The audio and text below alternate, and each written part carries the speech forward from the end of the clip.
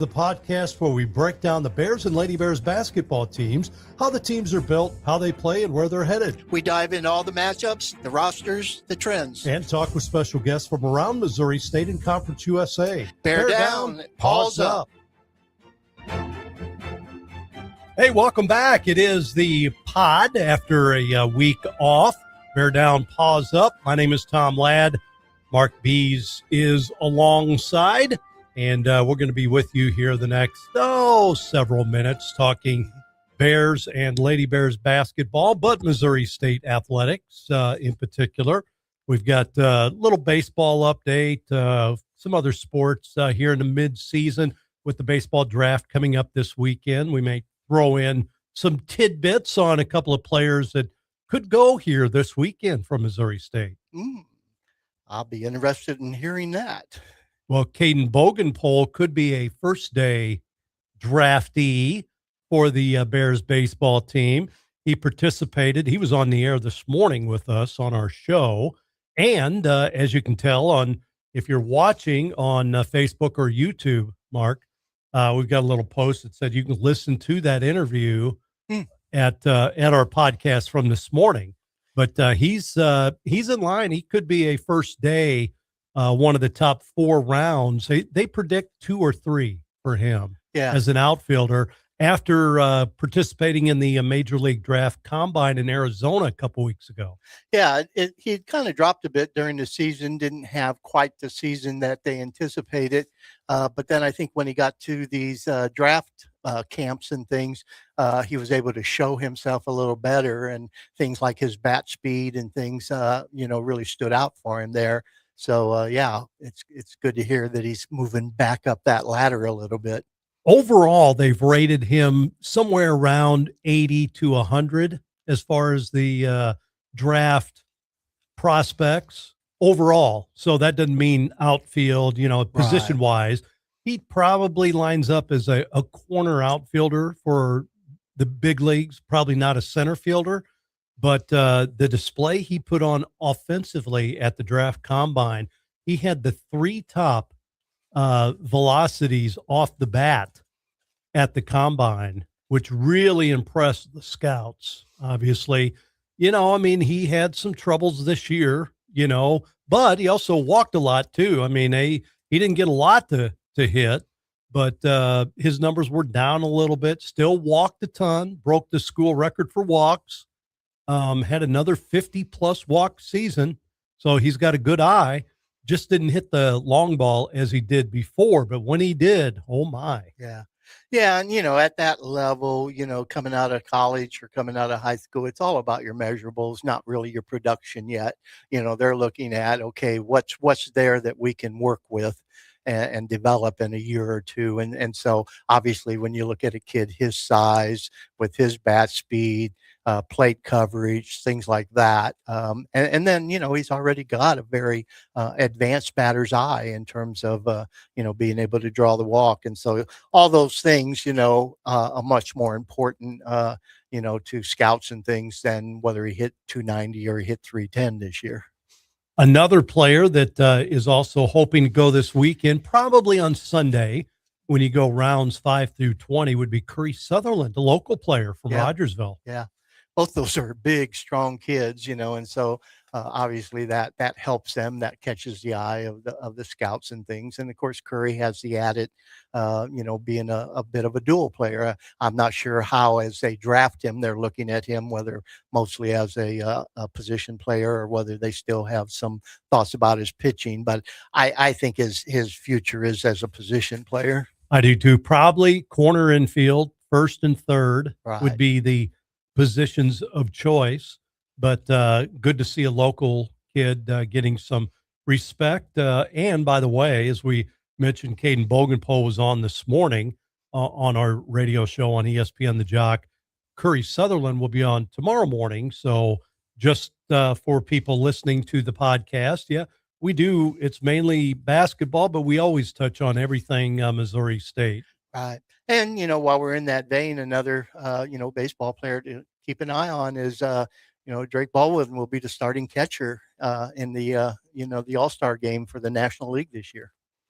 Yeah, and he's put up some great numbers to start off the season. Had that injury, which set him back a little bit, but still 40 plus RBIs.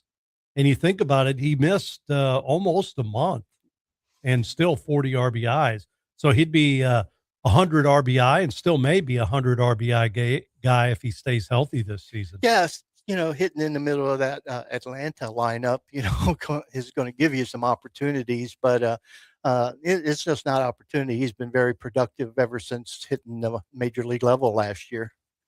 What about some of the other guys? Are you hearing anything? Is the board Bear Boulevard? Are they talking about any of the other Bears? Tag Gollert, some of the other players. Are they getting any interest for the draft? I haven't really been watching that on the board, Tom, but I hadn't seen a lot of that. I think they pretty much, I think the third one was maybe Max Knight. Yes, Perhaps getting a yes, late round, pick and then seeing if that's enough for him to want to leave or stay another year. But his would be the only other name that I saw a lot about, was Max. right. Tag Gollert, a guy that, man, offensively, you clutch everything you'd want in a great player at your university. Does that translate to the pro level? That's probably the big question people are asking. But Max Knight, again, he's got the opportunity either as an offensive player, great power, or as a left-handed pitcher. His curveball is major league Yeah, good. yeah, yeah. He more than Curry, has probably that option of Yeah, either way, and he may be more of a prospect as a pitcher because of the spin rate he has as opposed to a hitter. And so, but yeah, he would be the third more, most likely. And I'm not really sure on some of their signees, some of their people they got out of the portal and some of their incoming freshmen, whether there's any of those that they feel they might, have a chance of losing in the draft either. I haven't really seen that. so before we get to hoops, do want to mention I've been polishing up my tennis shoes, getting ready for the soiree coming up August 1st. Sneaker soiree. So just remember that. Mark it down on your calendars. The sneaker soiree, and all kinds of great items there. If people are interested, auction items. They've got silent auction, which is really cool because you can walk around, and that's where you really run into people Yeah. out at the silent It's very auction tables. very social. It says silent auction. You think, oh, but no, it's very social during that time because everybody's just walking around looking at the tables and talking and interacting, around certain items and different things like that. And one of my favorite things is one of the simple little things they do is I can't remember what they exactly call it, but you can buy a shoestring for like $25. Yes. And the shoestring's got a number or something on it, and then that number correlates to an envelope that they have, and then that envelope has gift certificates to some some local business, usually food of some sorts.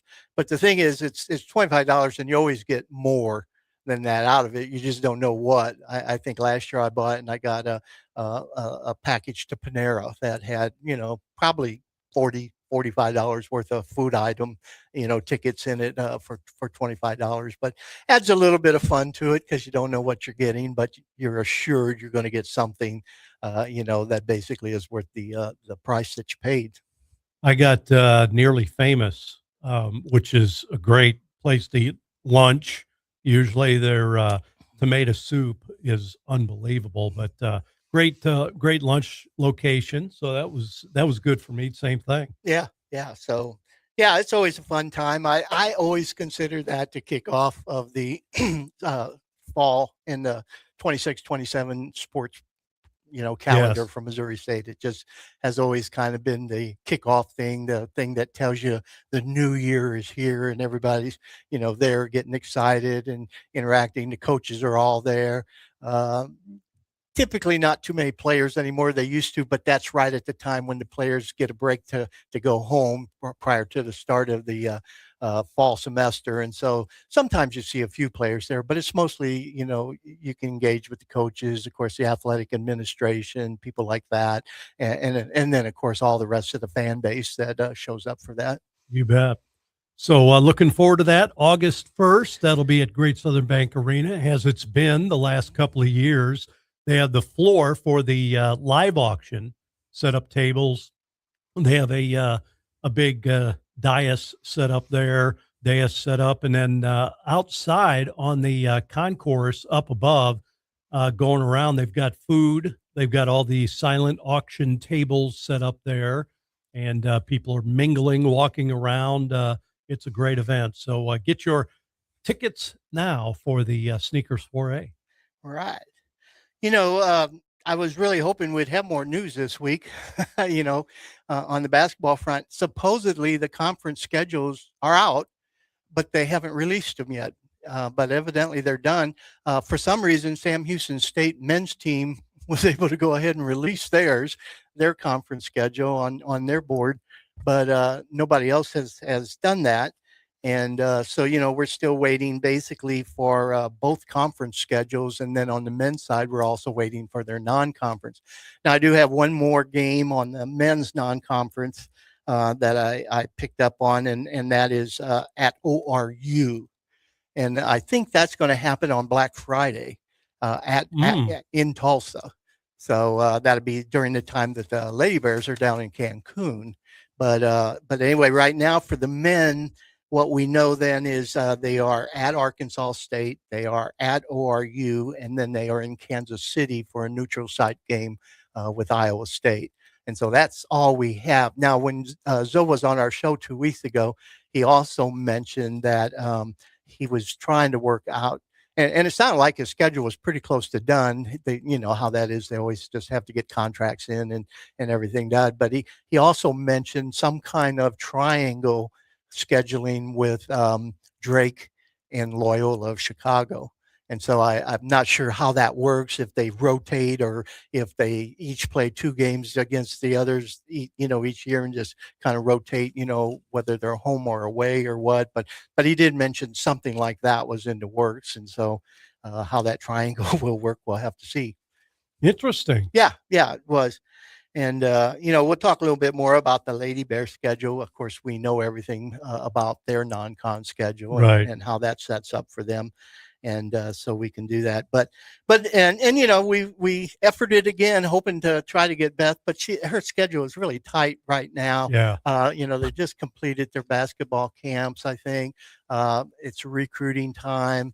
Of course, all the players went home for a brief 4th of July thing last week.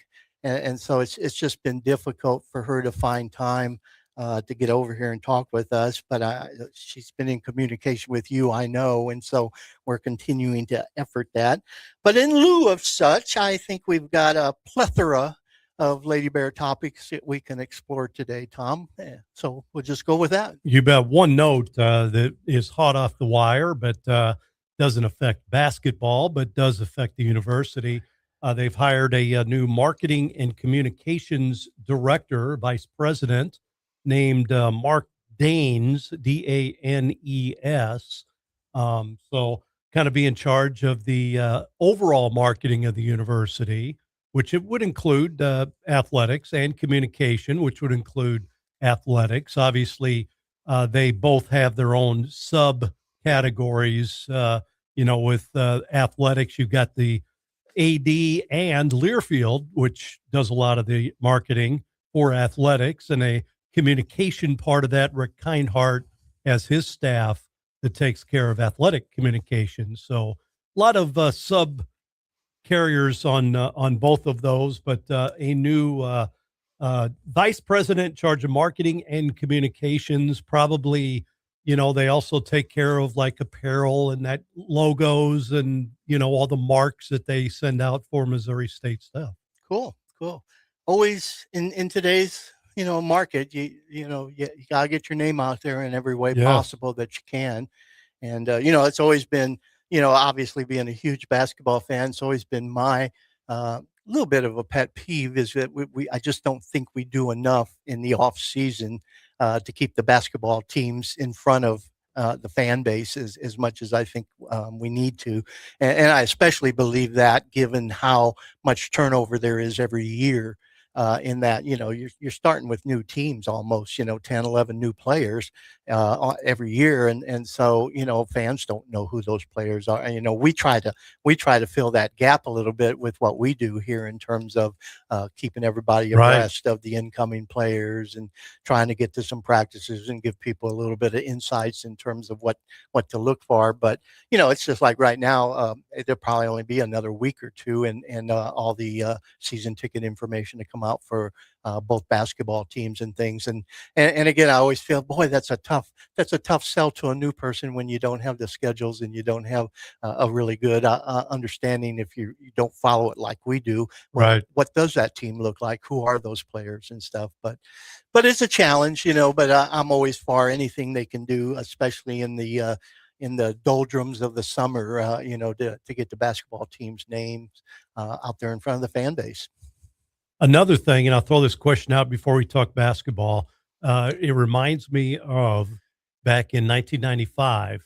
Uh, Art Haynes was at the radio station. We started at the station on the very same day, and it was the first year of Steve Alford as the head coach of the Bears. And the first show that we did, I went and kind of observed because we had both started and we were getting into sports, but we were at a sporting goods store on Glenstone right across from the mall.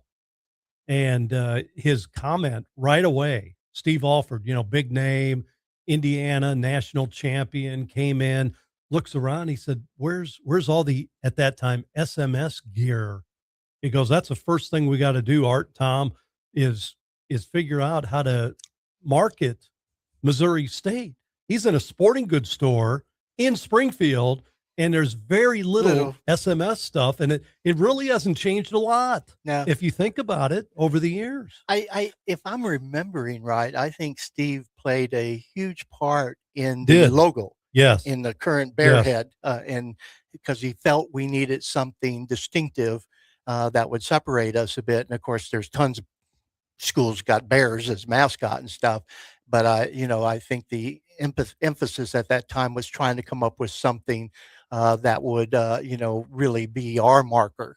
And that's when they came up with, which I think is about as unique of a bear head as you see out there, Mhm. But I think Steve was involved in that, and Yes. and that happened at that time. And really pushed the SMS. I mean, it was always SMSU. Yeah, And prior to that, he really got it to SMS. a little cleaner. Yes, absolutely. And that's how they presented it on their apparel, their uniforms was SMS. That's how they marketed it. It's kind of funny how every coach kind of has their own little thing that they've helped install at the university, Yeah. Yeah, and that's every coach has their own thoughts on how they want to operate in that and how active they want to be in the promotions and the things like that. And so you always see a little variance depending on the coaches.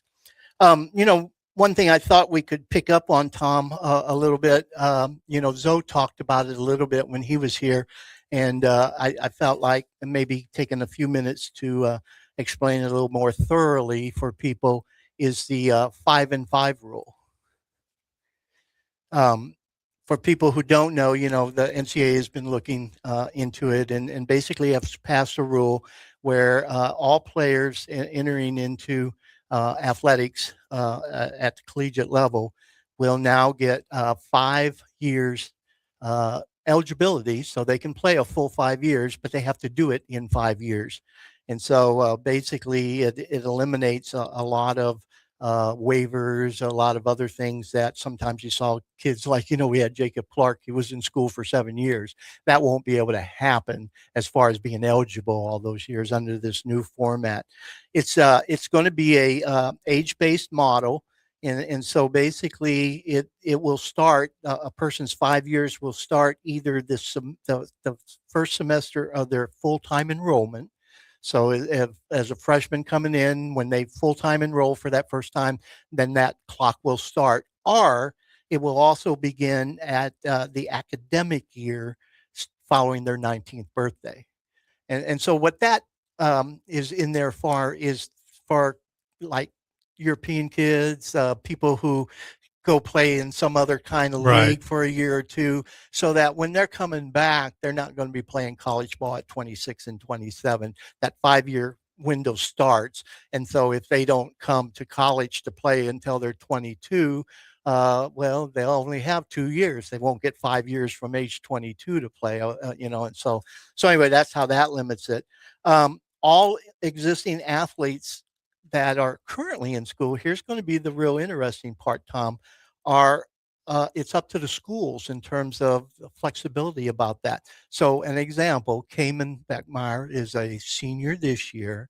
She will have completed her 4 years of eligibility that would normally have been done. Hmm. So she would have been under the old rules. It'd be up to the school and of course her if she wants to, whether she comes back for another year or not.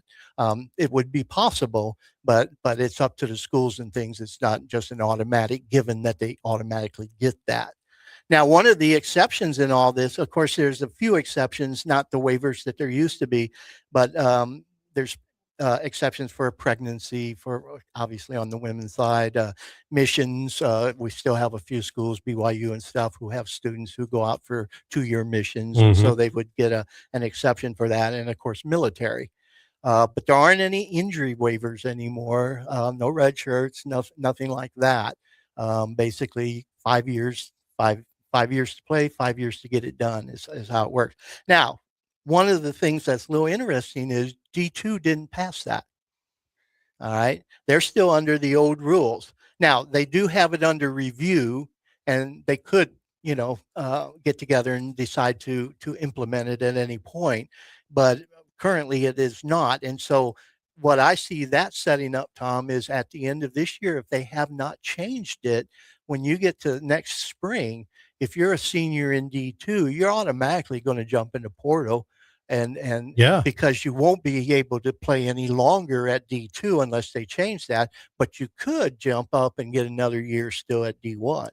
And so that's going to be interesting. Now, my guess is D2 will change it fairly soon, and maybe even before this year's out.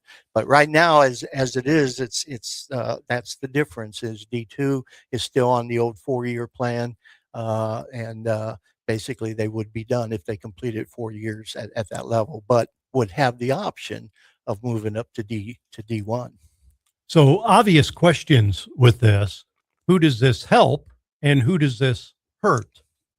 I think it's like everything. It's a little bit of a mix of both. There's some speculation that with this, students, won't feel, and of course, there's only the one transfer rule too Right. in place. Yeah, Goes with this. goes with this. So you only get one time to transfer, or you can transfer more than once, but you have to sit a year on anything after the first one.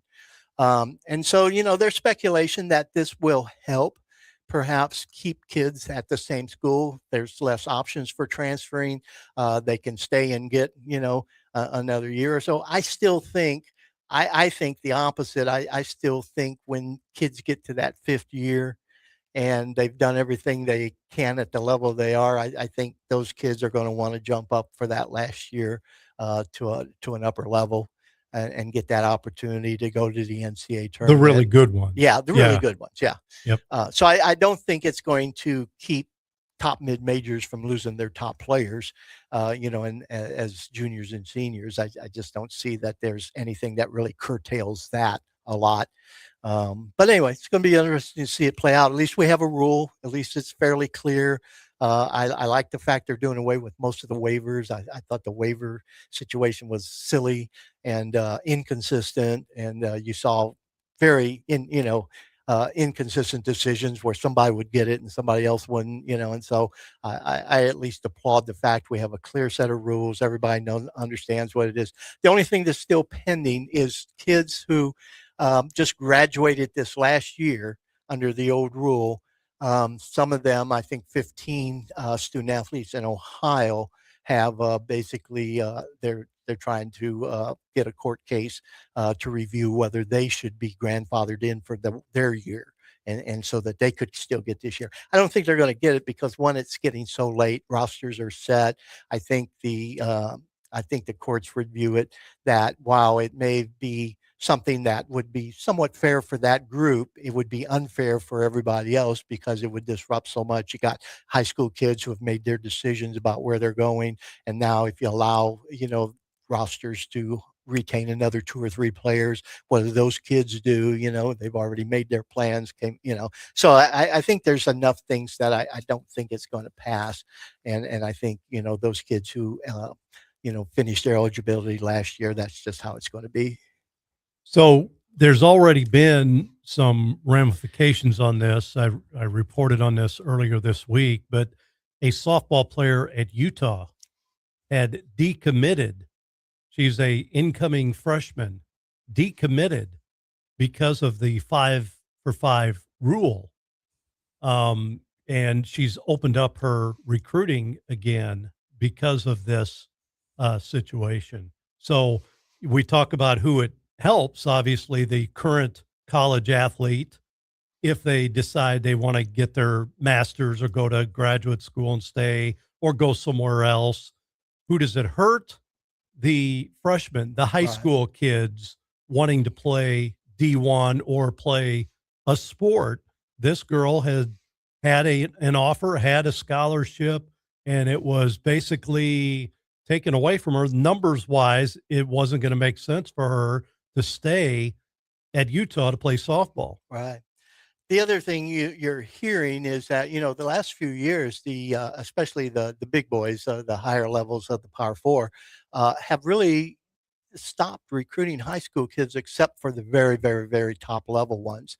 And there's speculation that this will bring back high school recruiting for the Power Four a little bit more, because they'll be able to take a kid and say, look, you're going to probably sit the first year or two, but you're going to get paid. You're going to get paid well. And then you're still going to have 3 years. Even if you sit the first year or two, you're still going to have 3 years eligibility to play here. And so I could see that being, where, when you only got 4 years and stuff, and you're kind of looking at, well, I don't really want to sit a year or two and only be down to, I think it adds a little bit more option there for a kid to say, I can sit a year. I could sit a year, 2 years if I had to. I'll still have 3 years available at that school. So it'd be interesting. A lot of things. I just applaud the fact that we have a more clear rule, a set of guidelines, and now let's see how it plays out. Yeah, absolutely. They're trying. That's the main thing. They're trying to readjust. It's been a couple of years since anything's happened at all. It was the wild, wild west for a while. Yeah. Yeah. And it still is in a lot of ways. Of course, the money is still crazy out there, and with NIL and all that. But this should rein it in a little bit and at least give you some predictability in terms of understanding, what's possible and what's not possible, and like I said, I think they'll clean that thing up with D2 probably this year at some point, and then all the levels will be on the same playing field in terms of as a kid enters into college, what can he expect?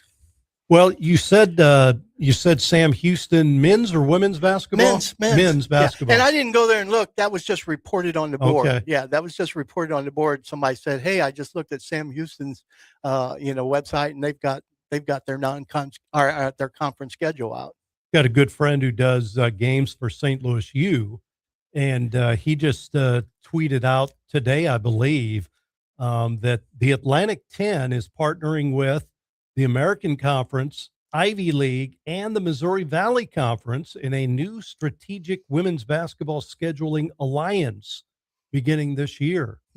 So some of the smaller leagues are starting to get together to make scheduling a little bit easier, which makes sense. They used to have the bracket busters and some of those games that were scheduled, particularly for men, but it helps scheduling. It's tough. Yeah. We've heard all the coaches talk about how tough it is to schedule games and get competitive schedules or schedules to get you, in place to play in the NCAA tournament. Right.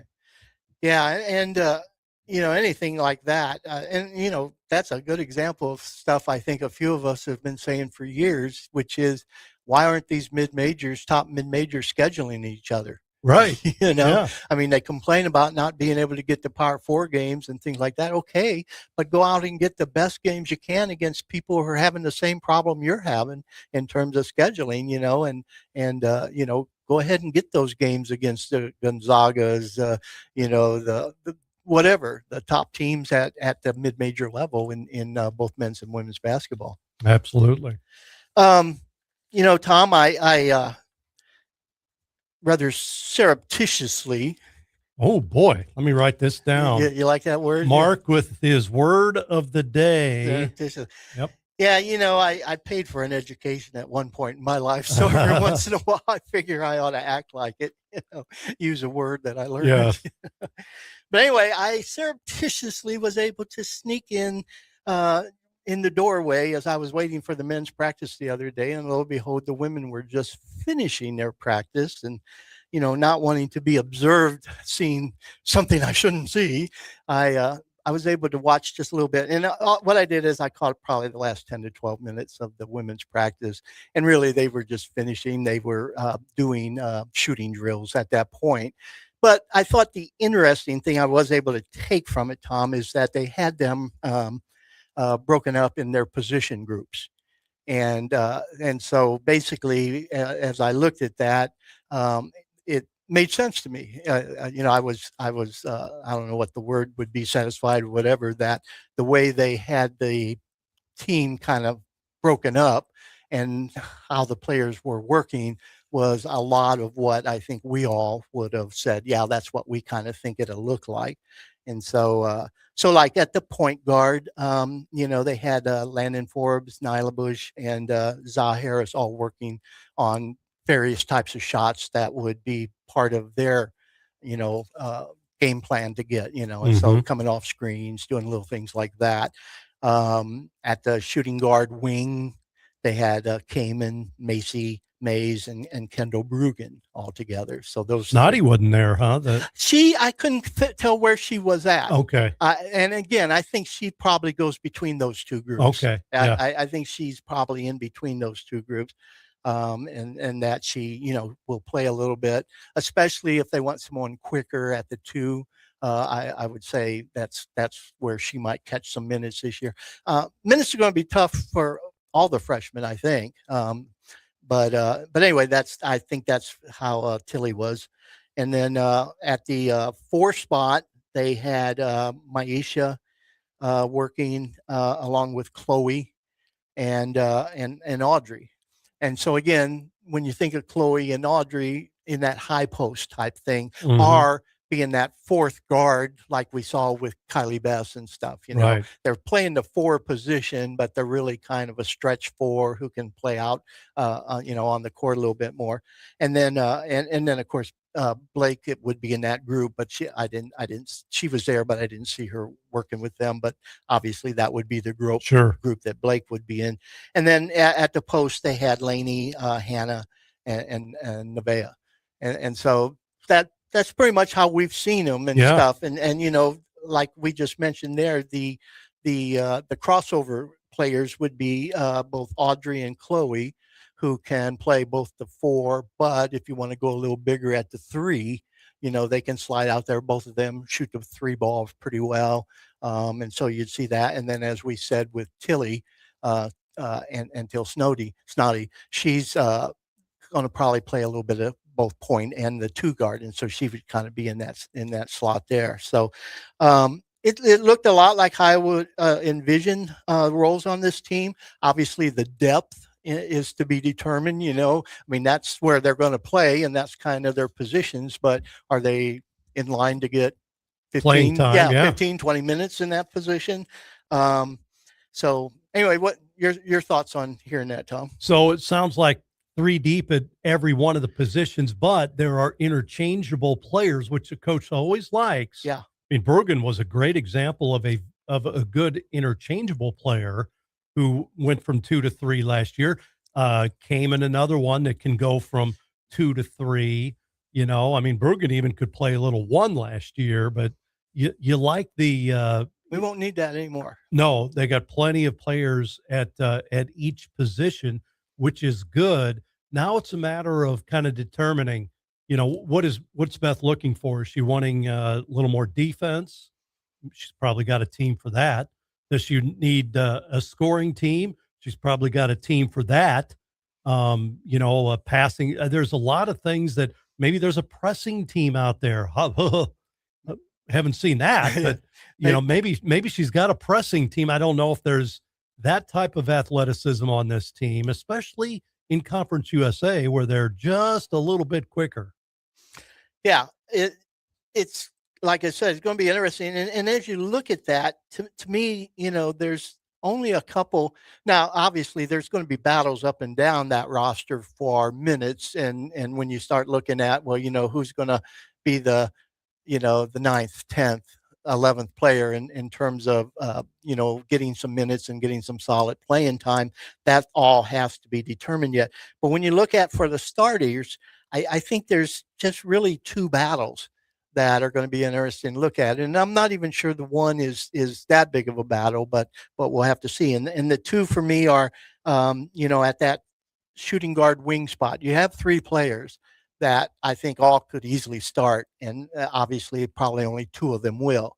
And so is it Kamen and Macy or Kamen and Kendall? At those two positions. Now, obviously, Audrey and a couple others could, but when you kind of look at coming out of last year, who's got the experience, who's already got proven production, of course, a kid can always, really improve greatly and force themselves into that discussion.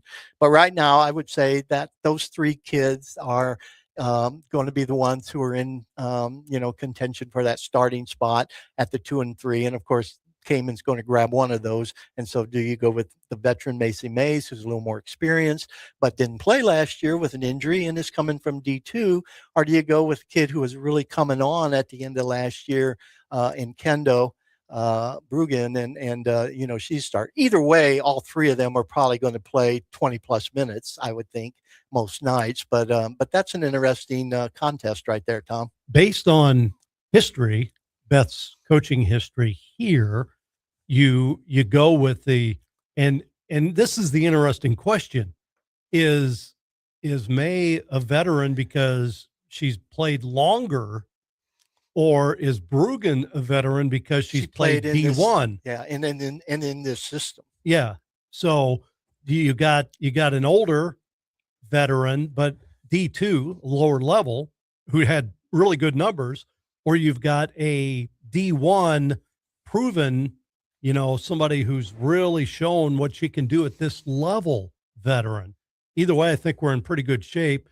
That Kamen's going to be out there, and Kamen coming off her breakout season last year. I mean, you think about her transformation as she's been here from not playing at all the first half of her freshman year. I mean, couldn't hit a shot the first, several games. Part of it was just she just wasn't getting the minutes, to being the leading scorer 2 years later, to being the, a double figure scorer as a bench player her sophomore year. I mean, this year, now another transformation for her. They know she can score. Now, can she be that, that go-to player? We didn't have many players last year that hit, end of quarter, end of half, end of game shots. You got to have somebody. You can have somebody scoring 40 points a game, but if nobody's going to win a game for you, you still got to have somebody that's going to be that winner that you want to get the ball to at the end of whatever clock expires. Helps. Yeah. On the front line, I don't really see, there's positioning that has to take place, but I don't really see a battle, I don't think, for a starting role. I think it's going to be Lainey Douglas and Maisha Washington at those two spots. But you got depth. Oof. And so then the other just potential battle for that starting spot is at the point guard. But I really do think it's that Landon Forbes is going to have the leg up on that for a variety of reasons. Now, you got some of the same arguments there because you have Landon, who's a little bit more experienced, as far as her overall career. A D1 player. A player coming from another D1 program. And so she's had D1 experience there. And she played starter minutes. She didn't start all that much last year, but she she played 27 minutes a game for Morehead State. So basically, she's got a little bit of that advantage. Um, you got Nyla Bush, who didn't start, but Nyla got 15, right at 15 minutes a game, 14.7 minutes a game. And she's got 2 years in best system now. She didn't play that 1 year, but she was at practice. She was going through the walkthroughs, everything like that. So you have that. But when I look at it, I think Landon just kind of fits what we've seen Beth like in her point guards, and especially the little more experience that Landon has, I think is it. I think Landon is a more established defensive player, which we know is huge for Beth at the point guard, probably more so than the offense is. Yeah. And so Landon's got a little bit more history as a not just a decent defender, but a quality defender. When you look at the shooting totals, Landon's was more consistent across the board than Nyla was, but they both shot about the same from the 3-point line. They both had about the same. In fact, they had exactly, although they had various levels, they both had exactly the same assist to turnover ratio, which was 1.2 to 1, which is not good for point guards, No. either one. You got to get it up to two to 1 at least. At least. Yeah. But here's, I think, the other thing, which I think Nyla will improve. A lot of times you see this as a freshman. Nyla's a lot better shooter than this, but Nyla only shot 58 or so percent from the foul line, where Landon is a knockdown foul shot shooter. So I kind of think while there will be a battle there, and certainly Nyla's got the advantage of 2 years in the system, and she did play a lot last year and was playing her best ball at the end of the year, and so she certainly could make a step up. But I just kind of think what we'll see is those two sharing the position, with Landon probably getting the starting nod at the start of the year. One thing about Nyla Bush, we know about the offense. She hit some shots. Her assist numbers the second half of the season much better than they were in the first. But I was more impressed with her defense improvement in the second half of the season, and playing behind. 2 years now, she's had two really good point guards to play behind defensively. I mean, really tough players to play behind defensively. And I think that's really helped her game, because I think she probably came in a little soft defensively. Yeah. And you saw that a little bit last year when she did play early. And she's always going to have that disadvantage at 5'3". I mean, there's just certain things that teams will always try to do against someone that size, in terms of getting them down on the on the blocks against somebody taller who can just simply back them down and shoot over them and things like that. So I mean, those will always be there. But yeah, I think it's going to be interesting to see how much progress Nyla has made in the off season, and certainly, when I look at it, we're in a much better position than we were last year. Macy was elite defensively, but Landon's got a pretty good reputation defensively. Her coach, on a couple of different interviews that I saw last year, really lauded her as far as what she was getting done defensively for that team. And so, you have that. And then, of course, the wild card here is we got a great young freshman who, Yes. it's hard to see where the minutes are going to come with those two ahead of her. But Zah Harris, is a highly decorated. She's 5'6".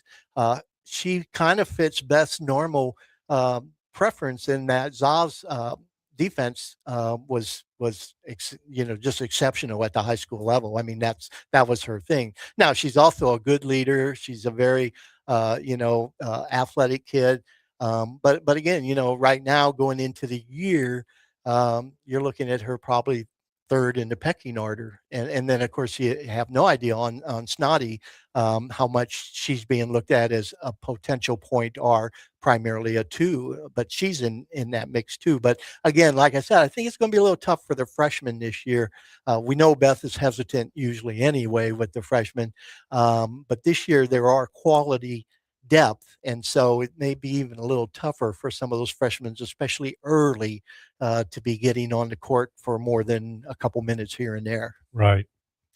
So anyway, that's and the other things we'll have to play and see is wait and see is how much big are we playing? How much do we go with a four out type thing? So that's going to determine a lot on like a kid like Audrey Hopkins. What are her options going to be as a sophomore? She had a pretty good freshman year, was coming on at the end of the year, playing her best ball. But at the three, I mean, at the wing spot, we already talked about those three kids who are going to garner the most of the minutes. And then you come to the four spot, and you got Maisha there. But what you don't know is how much big are we going to play? So when Maisha's out, is it not somebody like Audrey who gets to come in, but maybe another big who's in there at the same time, Right. and so we'll have to see how that plays out because you have those three. And, I think they're going to want Laney on the court as much as they can, but they'll be able to protect her foul wise this year a whole lot better. But I could easily see them that when Maisha's not in there, Laney's, got enough athleticism and stuff that they might play her in combination with Nevaeh or with Hannah, a lot. And so anyway, that's those are the battles and things. But I really honestly think that the major one that's there, just in terms of not so much playing time, but who's actually going to get the starting nod is at the wing position there, whether it's going to be Brugan or Mays. And a couple of questions I have. Two of them, I think Beth will have her normal good defensive team. You can almost foresee that.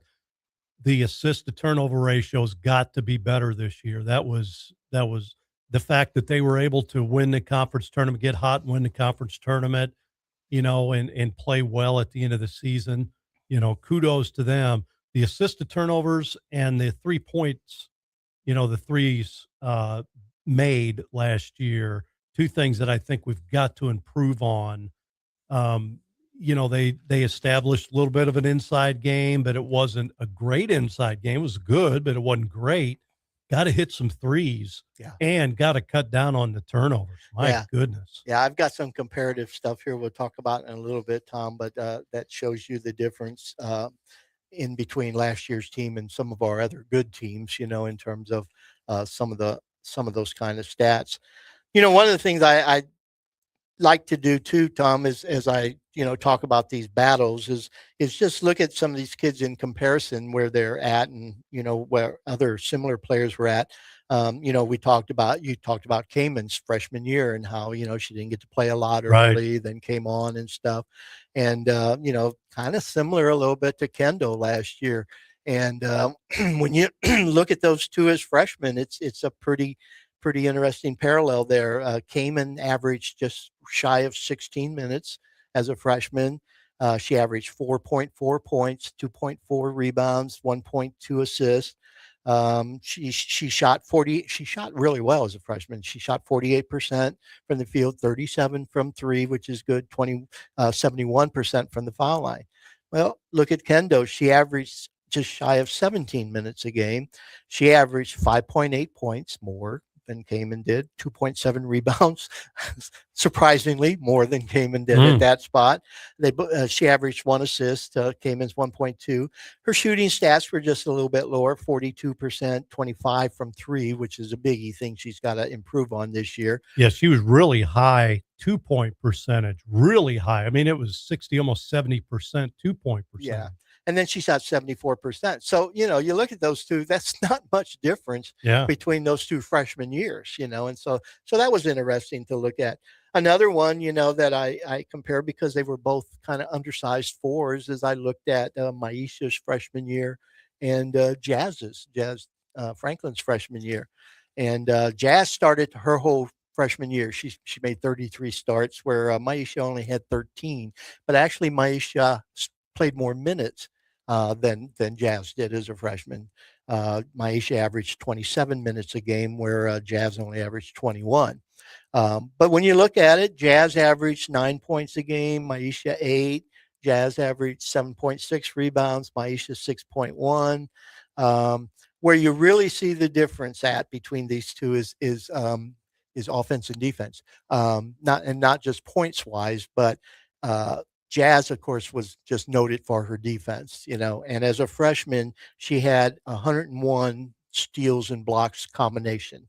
Okay, between those two, and As that's a a lot freshman? as a freshman, and that's a Wow. lot. That's more than she had later on in her Yeah, career here. yeah, the 50-50, 50, Yeah. yeah, that's big. Whereas Maisha only had 43, so Jazz had more than double that. Mm.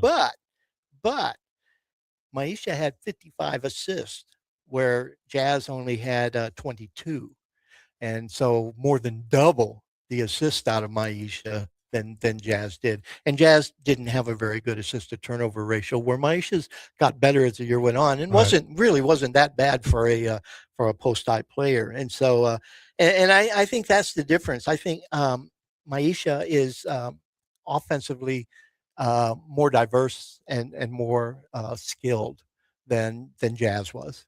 And whereas I think Jazz obviously had the defensive skills and things that Maisha's not as quick. She's not Yeah. The as athletic. athleticism. Yeah, Yeah. it's not the same level as you saw with Jazz. But again, you look at that. That's two kids who played same position, played a lot of the similar minutes, similar types of production as freshmen. And I'm certainly one of the ones who's really high on Maisha going into this year, because I thought she was playing such good ball at the end of the year last year. I think she had really found her groove at that high post position and was doing the kinds of things that we need in that offense out of that position. That 55, assist. I mean, she had games, and I've got that stat here in a minute. Where she was averaging over a couple courses of games, like 5 assists, in some of those games. So anyway, those two like that. I looked a little bit back at Macy Mays just to kind of get a sense of what she was like when she was at, the D2 level. Her last year, she she averaged the most. She averaged 13.7 points, but her let me see, is that the last? Yeah, her shooting stats dropped a little bit that year for whatever reason. It was a very good team. She still had a great year. She shot 51% from the field, but 34 from three. So that dropped a bit from the year before. And then she's a lights out foul shooter. She shot 85. As a sophomore, she had shot 42% from three, Tom. So she can do it. She just dropped a little bit. And that looks like a lot, but that's not a huge difference when you're not shooting a huge, I mean, she wasn't a kid who was throwing up 8 and 10 threes a game, and so that difference between 42 and 34 isn't as huge as it looks, but it's a history of showing what kind of production she was doing at that level, so you're getting a kid who was, averaging 12 points a game, 4 rebounds, her 2-point percentage is the one that intrigues me. It was about 50% both years. Mm. And what that tells you is she's either getting really, really good shots, or she got a lot of things at the rim, that raise that percentage up. But what intrigues me about that, because I think this is one of the things that really turned around the team last year in the second half, is that with Kendo in there, she attacked the rim. We didn't have anybody prior to that who was driving and getting to the rim, and Kendall does that really well. And so she brought that, and I'm just wondering if we won't get the same thing with Macy Mays, a little bit. Another thing to look at is Hannah coming in. She's not got great stats or anything, but she did play 62 games, on an SEC roster over her 3 years there, and in fact had 19 starts as a freshman. And so again, the depth that brings, is just, I think, a little bit different than what we've been having for a while, and so that's a really good onus, there in terms of being able to use 10, 11 players regularly, for this team. No doubt about it. And Hannah, arguably, I mean, I've heard this a lot, is the most talented Linthicum sister. And of course, Sarah came in solid, blue collar, did a great job, became really good Lady Bear for 1 year. Yeah. Something that they really needed, a presence in the middle. She wasn't overly athletic. She wasn't as tall as Hannah is. She was healthy. That that's number one. Part of availability is just being, the being available, your ability, she's got the size that Lady Bears need in Conference USA. And, she has played against some pretty good teams just in practice every day. So that's going to help out. And, they had to double Laney a lot last year. They had to double Kamen a lot last year. You were talking about Mays being a 3-point shooter. It's not like she's going to have to get her own shot. Right. There's gonna be opportunities with a good post passer to get some shots because Kamen's gonna drive and feed, drive and kick. You're gonna see hopefully Hannah, a little better passer than Laney. That's one thing Laney needs to kind of work on, the passing ability. She gets the ball and you kind of know she's going up with it, usually down low. She's not the post passer that you truly want at the high post. Down low, she's fantastic. She gets the ball up left, up right, mostly left, and she'll knock it down at over 50% rate. But the shooters are needed because there's going to be some double team situations. Yeah. When I did some comparison though, Tom, I went back and I looked at the last little period of, there was 3 teams that were pretty much the same team all 3 years with just a little bit of difference in that we had the 1920 year, the 2021 and the 21-22 years, Yeah. So the last year of Kelly and the first 2 years of Mox. And, I looked at those rosters and I looked at their stats and things, and a few things stood out to me as I look at this year's roster. One, I really do believe this year's got a little bit better size than those teams had. Wow. Yeah, a little bit better size. And they've got, I believe, more scoring options than those teams have. Those teams weren't great scoring teams back then. I went and looked at their stats and things. The things that stood out, that we've already mentioned that were different between those teams and this team is and we can only go off of last year's stats. We don't know this team, hopefully be a lot better in some of those, but we actually shot about the same last year as those teams did. I mean, we thought we had it, and we were bad early, but actually when you look at the overall stats, that team back in 2020, they shot 42%, 32%, and 72% across the board. Well, last year we shot 41%, 30%, 75% across the board. Not a big difference there, pretty much the same across the board. But here's the huge difference. That team in 2020 had 397 assists to only 338 turnovers. So more assists than turnovers by about 50 or 60. Last year, we had 240 or 200 more turnovers than assists, and we had 641. Now, we played 10 more games, but still, when you look at that, that's double. 300 more turnovers last year than that team. That's the difference in those teams. For this team, I think this team has the roster to be as good. I think we have the size, we have the depth, but for this team to be anywhere close is they're going to have to handle the ball better, and they're going to have to really, that assist to turnover ratio has got to come back in at least close to 1-to-1, Yeah. If I remember, Bryce Caleb was a member of that team. I think she was a member of about 10 straight teams. Yeah. But she always had I think she's number 1 in school history in assist to turnover ratio. She had 101 that year. She had 101 assists to 30 some turnovers. So almost 3-to-1, not quite, but almost. And it's been a while since the Lady Bears have had somebody like that and that could also score. Now, Lacey, but I think she was more of a 2-to-1. More to 2-to-1. Yeah. Now, let's be honest. Bryce wasn't a pure point guard. And so her assist totals, while she was very, very good with the ratio, Right. she wasn't a high assist kid. 100 is not a huge number. I mean, Janila only averaging 14 minutes last year had almost 80, and so, but she was Bryce was very judicious with the ball. And you know who else was pretty judicious with it, who played a lot of point on those teams, was Maya Benhart. Maya. Yeah. She had another really good. She was about 2-1. Her, Yes. not her sophomore year, but her junior and senior year. She was very good in that. So that to me is one of the things we're going to look at as this year evolves, is what have we gotten done. Now we got more options, we got more true point guards, we got more experience on the wings with players like Bruggen and them handling the ball.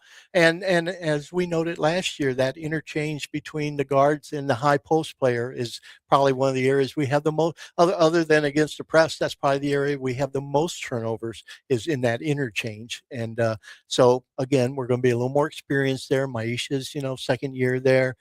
So, can we improve those things? But when I look at the overall size and talent, this team has, I think, better depth than those teams did, and I think we got a little bit more usable height. That team in 20, had some height, but some of it wasn't, usable. I mean, you had like Sydney Schultz at 6'2". She didn't play hardly. No, but she had all. Emily Gartner. Yeah, you had Trinity Knapp at 6'2". She didn't play any. You had Gardner at 6'4", but she didn't play a lot. She gave you important minutes. You had Shamika Ely at 6'1", gave you some minutes and things like that. You were helped by the fact that Willard was 6'2" as a guard. Right. But overall, and then Abby Hip. So, I mean, you started that year, you started 6'2" Hip and 6 foot Franklin. Right. So, I mean, this team has better size, better depth at the size positions as far as kids who can play. And then, you look at the wings, we're pretty about the same there. You got Washington at 6 foot, you got Hopkins. So you got a lot of 5'10", 5'11s and stuff through there. So actually this team this year is a little bit bigger. I think it has a little bit more scoring options. Again, you look at that team, you had Ruffridge off the bench and you had Willard. And really, other than that, you Sydney didn't have Wilson. Sid, but she as a sophomore, I wouldn't say Sid was any more at that point than Hopkins is at this point. I mean, when you look at how much they played as freshmen and things like that. So you had Sydney Manning, but she never averaged more than 4 points a game, in her 3 years. So I mean, I look at this roster and I just think, if they play to the potential that's there, this is a better roster. I hope you're right. Yeah, those were some fun teams to cover and watch. Yeah, no doubt about it. And defensively, they were a little tougher. Well, I mean, we were really good at the end of the year last year defensively. But to give you an example, we gave up 62 points a game last year. That team gave up 57 a game. So they were 5 points better on overall. In terms of defensive points per game type thing. So very interesting stuff. It is indeed.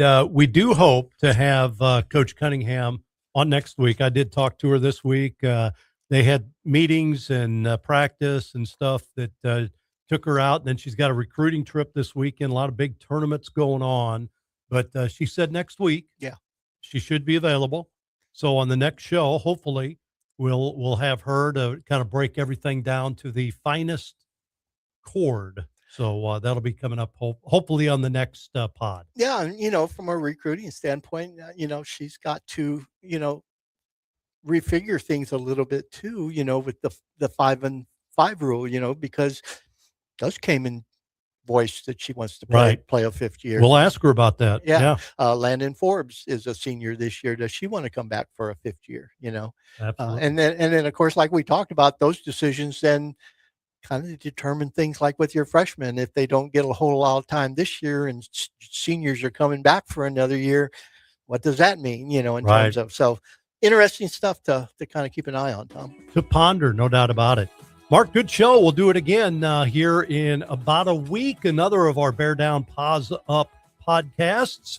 Make sure you tell your friends, your family, even your enemies. Yeah. If they like bears. Yeah. Doesn't matter. No matter. It's all bear stuff. We're on 96.9 The Jock. We're on Facebook. We're on YouTube now. And, of course, Spotify. So you can catch the pod. Tell people you can catch this one. Talking a little women's basketball, some Bears baseball as well. And we'll do it again next time right here